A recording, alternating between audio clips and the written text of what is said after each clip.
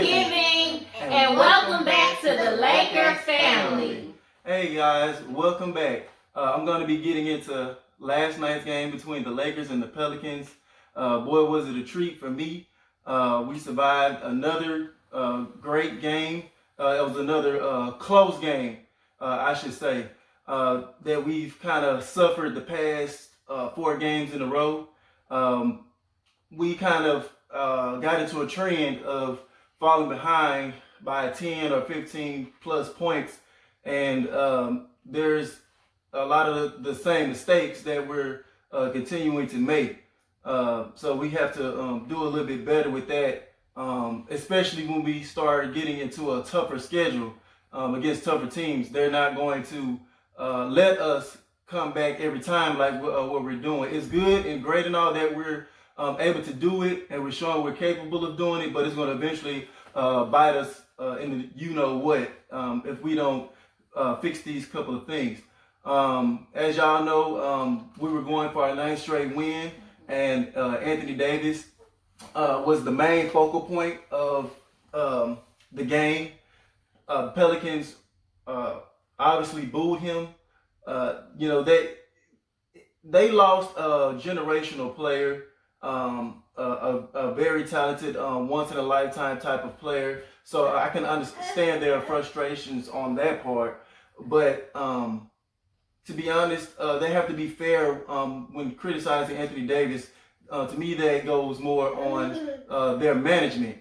Their poor lack of management. They don't like to spend money. They don't like to take care, help their player, build around their star players, and do the right necessary things to keep their star player. So to me, Anthony Davis did everything right, other than maybe vocally coming out during the middle of the season, demanding a trade. But what would y'all prefer? Him not saying anything and then walking away as a free agent and leave y'all with nothing, or give y'all the opportunity to trade and get something for him, which y'all did get a great package in return. Y'all have a great nucleus now with the young core that we had to go along with Zion, and a ton of future draft picks. So y'all got more than enough, and so just be cognizant of the fact and try not to bash Anthony Davis so much for that, because he poured out 7 straight years of his blood, sweat, and tears for you guys, and that was a little bit classless on y'all part for that. Now, with Anthony Davis being the focal point of this game, the Lakers made sure that they made him a focal point during the game. They made it a point to feed him and give him every opportunity to be the star of this game, and kind of just wreak havoc on the Pelicans, especially since they were booing him and everything. They wanted Anthony Davis to kind of stick it to him, which he did. He ate. He completed 8 and was a monster. He put together another complete game in my eyes that pushed him into 3rd in the MVP race conversation. Because he's not only is he doing it offensively, he's also the best defensive player in the game right now. So I would put him in 3rd behind LeBron and then Giannis. But the flip side of us putting Anthony Davis as a focal point, it affected everybody else around him. The other guys were out of rhythm, kind of out of sync, especially in the first half. You had guys just, standing there watching, spectating, and not being a part of the offense. LeBron was making some good decisions, playmaking. He wasn't as aggressive scoring, but he did make some good decisions playmaking. But there were guys that were just kind of making some, idiot plays. Rondo didn't have his best of games. He missed Kyle Kuzma on a couple of rim runs and cuts to the basket, and then he turned around and decided to pass it to Kyle Kuzma in the middle of congestion in the lane, and that ball ultimately got stolen. So there are a lot of turnovers and a lot of guys sitting around spectating, which caused us to get down by 15 points or so again. Holiday was killing us. Drew Holiday was killing us, and Bradley was severely missed, especially in that first half. But we had guys like Caldwell Pope, who didn't have a good shooting night, but him and Caruso, they buckled down in the second half. Drew Holiday had like 25 points in the first half, ended up only having 29 points total. So he 4 points in the second half. Those guys really locked up, and the whole team really locked up when it counted. So yeah, LeBron put up another all-around good game. He put on his cape more so in the second half, along with Kyle Kuzma. You saw a couple more guys joining the party, I should say, with Anthony Davis in the second half, and that kind of helped get us back into the game. There was a point in the game where I thought that, okay, this is about to be over with. We got down by like 12. It was like in the third, late in the third. Then all of a sudden, Kyle Kuzma just wakes up and explodes. LeBron found him for a couple of open threes, and he was drilling them. He hit 4 of them. He looked amazing. Kyle Kuzma looked amazing and efficient last night. Who else am I missing? To me, the coach did a good job of calling timeouts too. He never let it get out of hand. He did a great job of substitution patterns. He left JaVale McGee on the bench because he wasn't really producing. Dwight Howard was looking more livelier and active than JaVale McGee was, which JaVale McGee has been mostly a disappointment considering what he did last year. He had like maybe 3 or 4 good games so far this year, but mainly a disappointment. We need better effort from JaVale McGee. But that leads me to the main topic, which I wanted to discuss, which was this game was kind of bittersweet for me because I wanted us to get the win, of course, no doubt.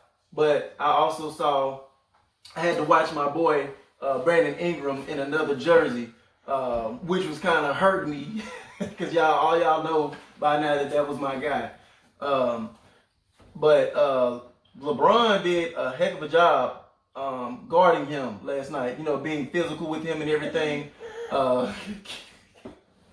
keeping him from getting into his spots. Things of that nature. And one thing I want to say to y'all guys, I saw some of y'all flipping again. Ingram played like, Ingram's trash, this, that, and third, and Kyle Kuzma the man. Hold on, where was this talk the last 3 or 4 games? Y'all was just praising Ingram and saying we should have kept him and should have traded Kyle Kuzma instead, all this blah, blah, blah. And Kuzma's trash. Now all of a sudden, Ingram has 1 bad game against LeBron, who played hella defense on him. Now all of a sudden Kuzma's the man and Ingram play like trash. Can we just stop with the flip-floppery and just be happy that we're winning and stick behind Kyle Kuzma and hope for the best for Kyle Kuzma? No need to keep bashing other players to make other players look better. Come on, guys. And Ingram had been balling. LeBron just played a good job on him. He made it. There's not going to be too many guys to do what LeBron did to Ingram. If any of you guys play basketball before, you know what I mean by when you're thin and you're going up against a guy that's a little bit more bigger than you, you have to combat that with more of a face-up game, better handles, and quickness to get around that guy. And then you have to have somewhat of a deadlier shot to combat a bigger player guarding you. So Ingram has to kind of figure that out as far as going against bigger, tougher players, which is not going to be too many players built like LeBron that can move like LeBron. And LeBron did show us last night that he's capable of playing defense when necessary. He needed to play defense last night against Brandon Ingram, or we lose that game. Plain and simple. The referees, god-awful referees, had me pulling what's left of the little hair I have in my head out. It was horrible. They need to start holding these referees more accountable.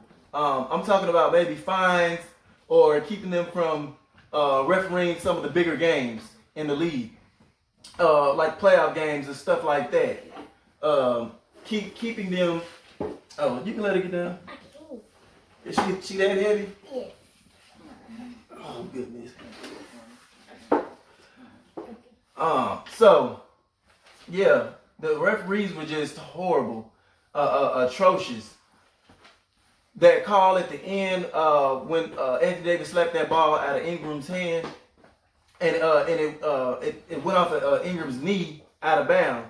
They even went to the review to the replay of the scores table, and still decided not to overturn it when everybody, even the broadcasters in the at the arena, saw that ball had went out on clearly went out on Ingram's knee. And then there was a foul call with KCP when he was guarding Brandon Ingram.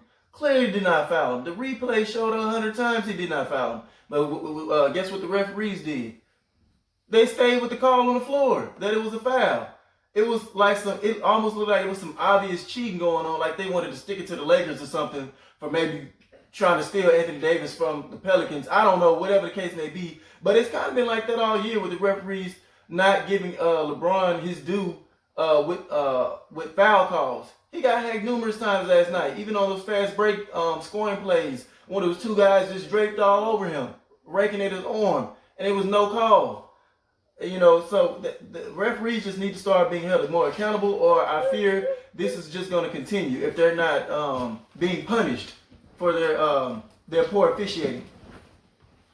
So I think I covered the bulk of that, guys. I just feel like we just need to shore up a few things, continue the progression of Kyle Kuzma. We need better production from JaVale McGee. And just to keep from getting down so early like this in games, we got to do much better there, guys. So with that being said, I'm going to get straight into the stats with the JB. Anthony Davis, 41 points, 9 rebounds, 1 assist. LeBron James, 29 points, 5 rebounds, 11 assists. McGee, 4 points, 7 rebounds, 0 assists. McGee, 4 points, 7 rebounds, 0 assists. Green, 4 points, 0 rebounds, and 0 assists. Pope, 5 points, 1 rebound, and 2 assists. People on the bench. Kuzma, 16 points, 5 rebounds, 2 assists. Howard, 9 points, 7 rebounds, 0 assists. Rondo, 0 points, 2 rebounds, 7 assists. Alex, 2 points, 1 rebound, and 2 assists. And Daniels, 4 points, 0 rebounds, and 0 assists. Go Lakers! Go Lakers! And we're gonna take it straight to the Oracle. She's gonna give us her favorite play of the game and her predictions for the next game. My favorite play of the game was when Davis stole the inbound pass at the end of the game to seal the win and silence to the hating crowd in New Orleans. I see the Lakers winning easy against the Wizards Friday despite a good game from Bill. Go Lakers! Go Lakers! And she's only lost one time. She with this one time. She didn't see everything correct so far. So with that being said, Disha is going to give us the updates on the Lakers next schedule and their standing. The Lakers currently sit at the top of the Western Conference and at 16-2 and host the league's best record. The Lakers will host the Washington Wizards and go for their 10th straight win Friday at 9:30 Central Time. Their current scoring leader is Bradley Beal at 29 points per game and Anthony Davis at 26 points per game. Our current injuries are DeMarcus Cousins and Avery Bradley. Okay, and there you have it. So we know what we have to do for the next game, which will be Friday. I'm looking forward to it. We had some honorable mentions for some of our other ex-Laker players who've been playing well. That's currently on the Wizards roster are Maurice Wagner and Thomas Bryant. They've been playing real great, and they've been a contributing factor to the Wizards even having a decent a decent what am I trying? Decent scoring decent team record. Wagner's been like at the top of the league as far as 3-point percentage, and we just have to make sure we stay home to those 3-point shooters. Like we kind of did a bad job of that this game. The New Orleans Pelicans got real hot from behind the arc, so we got to do a better job defending them. So with that being said, I think we covered the bulk of everything, and we'll be back for another recap of that game. And as always, if y'all want to be a part of the Laker family, like, share, and subscribe. And have a happy Thanksgiving. Happy Thanksgiving. See you next time. Bye. Yeah. Hey, I got muscles like Superman trainer. Hey, real